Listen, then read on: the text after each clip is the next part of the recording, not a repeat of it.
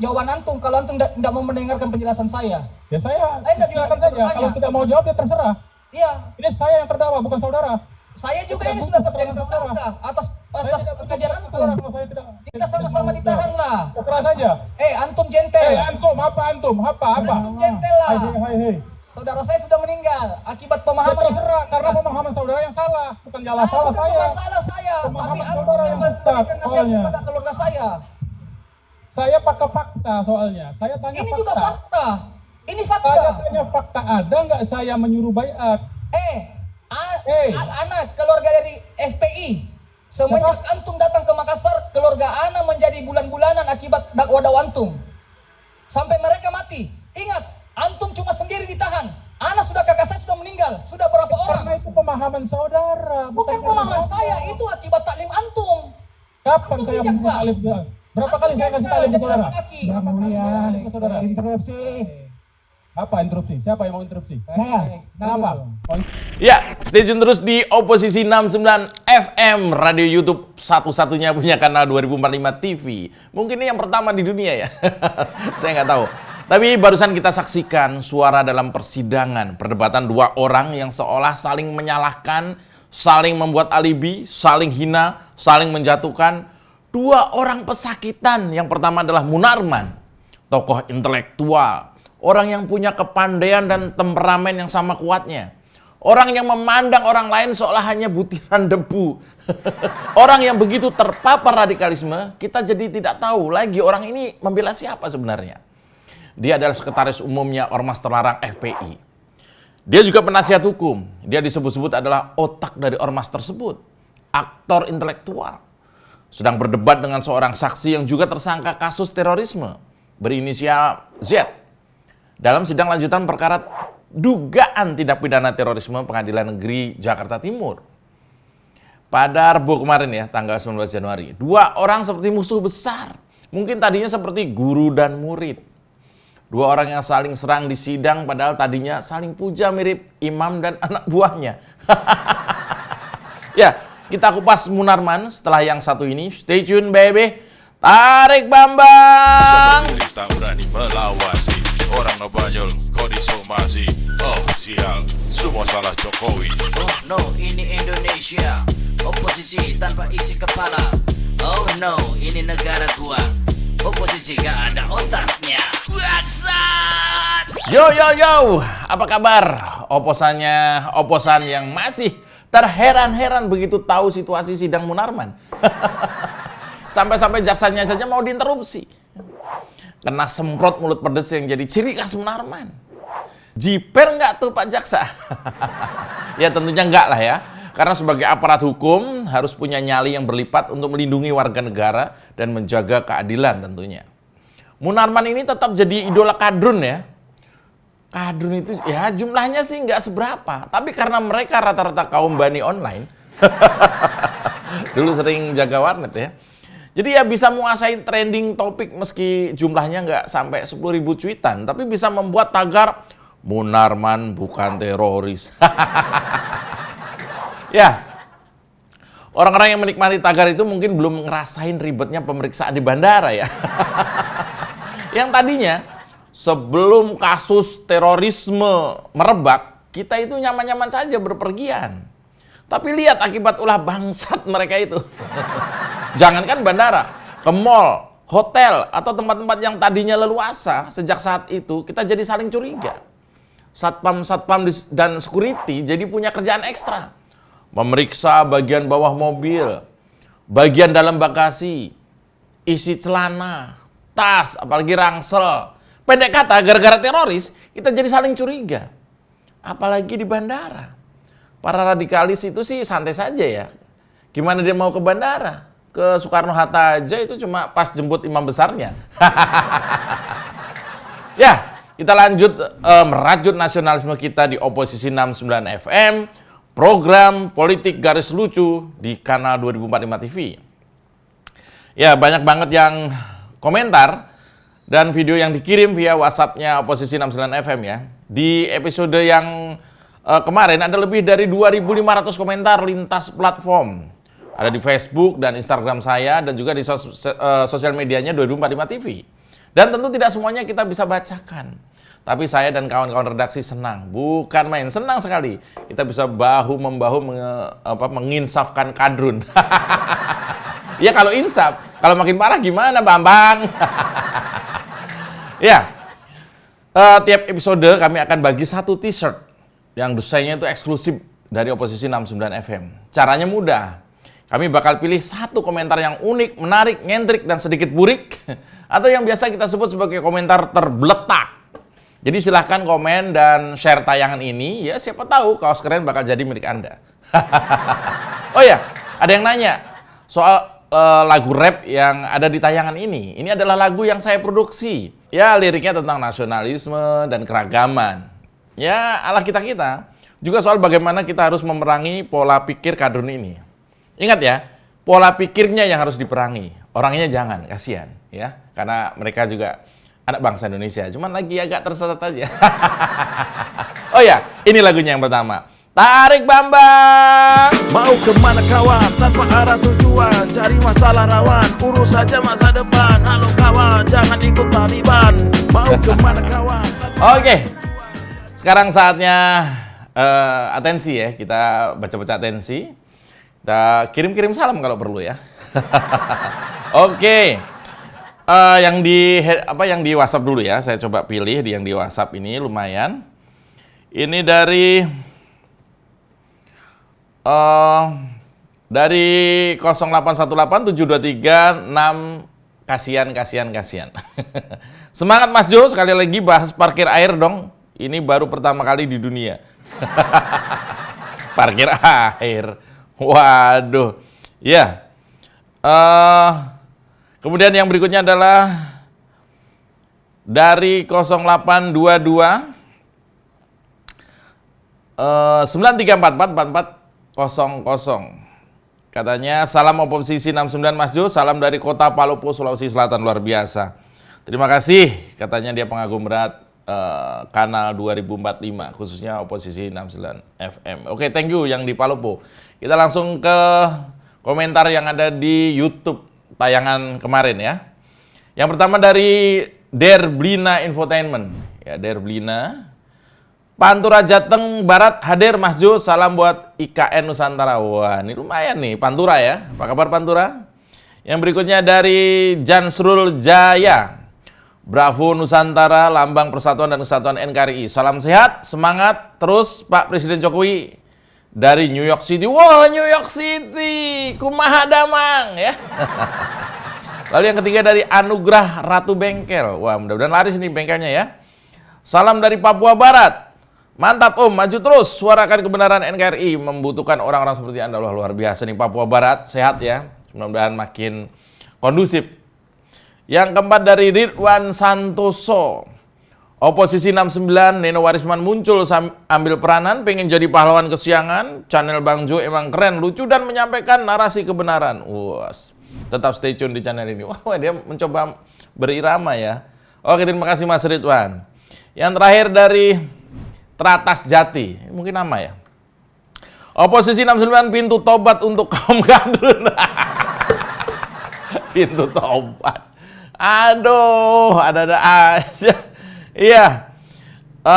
Oke, dari Teratas Jati, Anda memenangkan komentar terbeletak ya. Ini lengkapnya komen dia ada di sini, dan untuk Anda, untuk komen terbeletak ini, Anda berhak kaos eksklusif dari Oposisi 69 FM seperti ini. Nah. Oke ya, jangan lupa kirim alamat. Hanya lewat WA ya, Kak. Alamatnya hanya lewat WA, silahkan. Dan nomor WA-nya ada di deskripsi.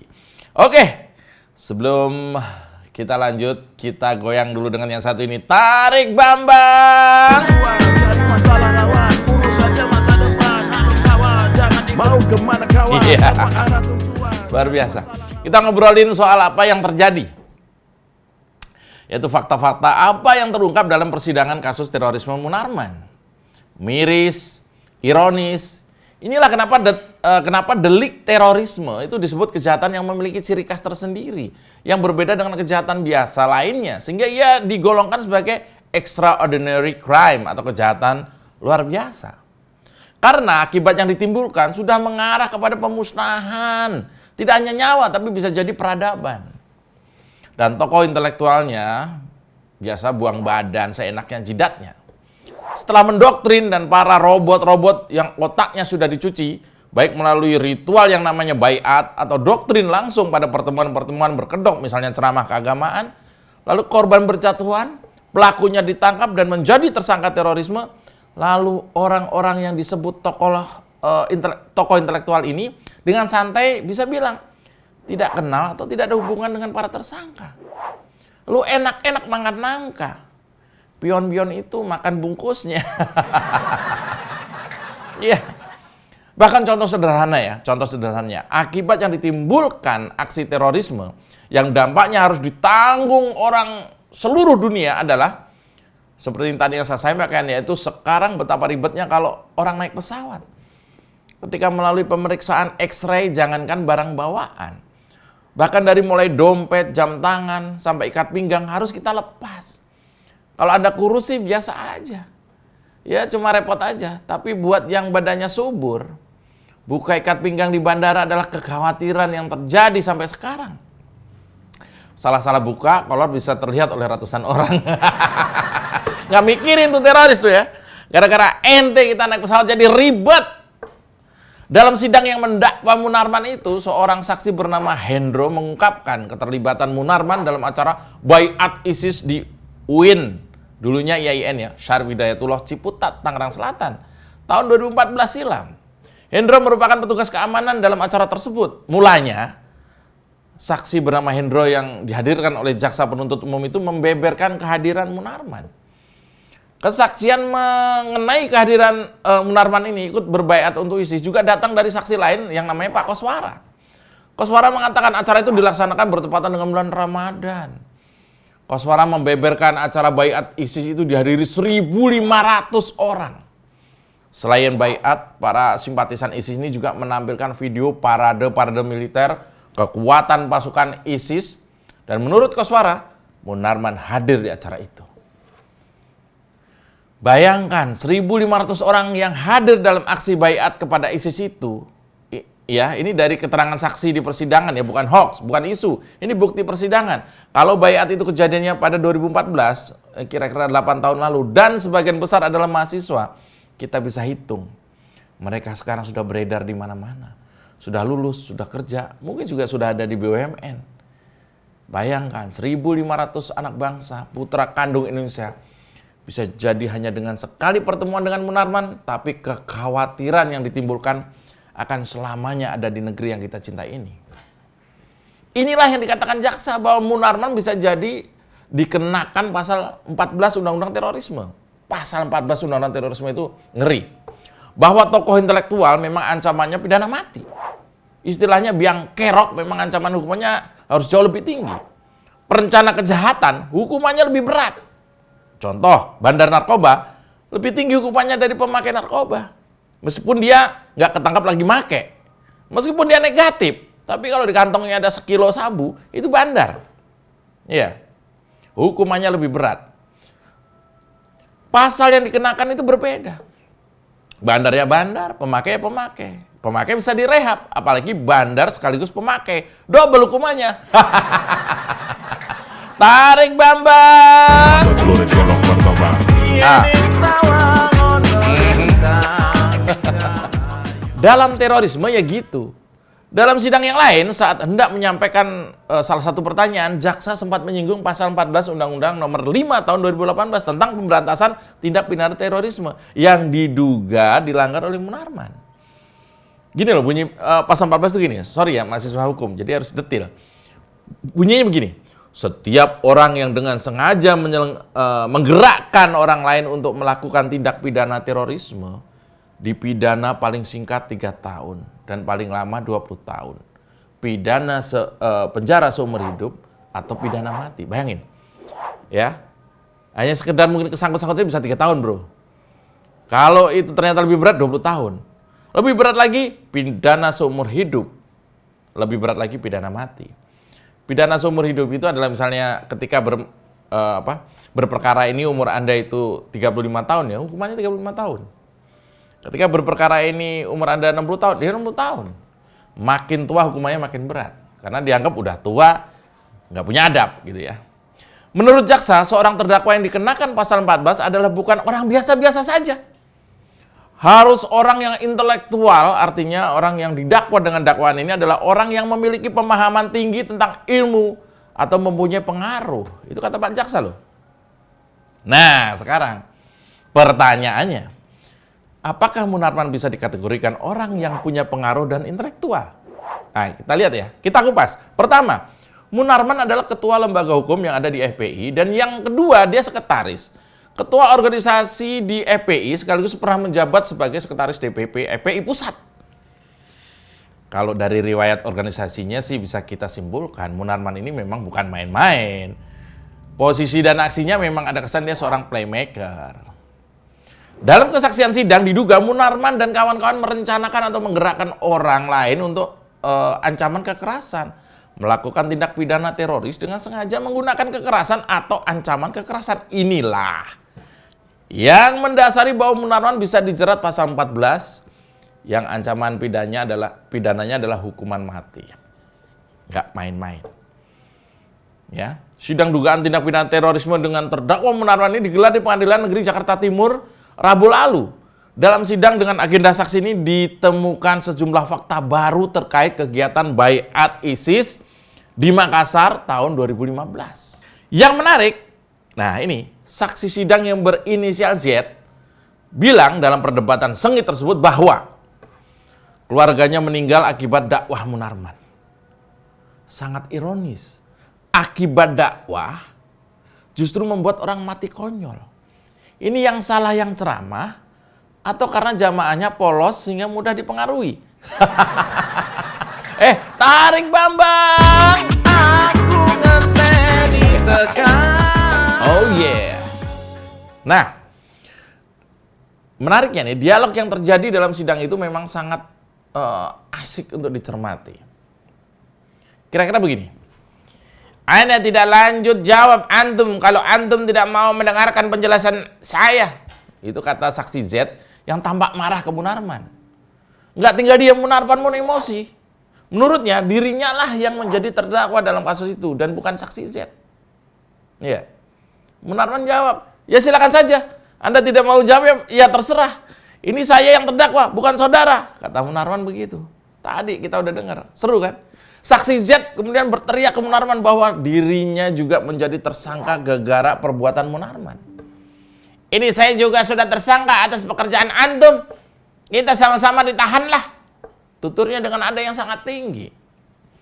Bahkan ketika saksi Z yang juga anggota FPI itu bilang bahwa keluarganya sengsara, ditahan, bahkan sampai meninggal, dan jadi bulan-bulanan masyarakat, Munarman dengan enteng bilang, ya terserah.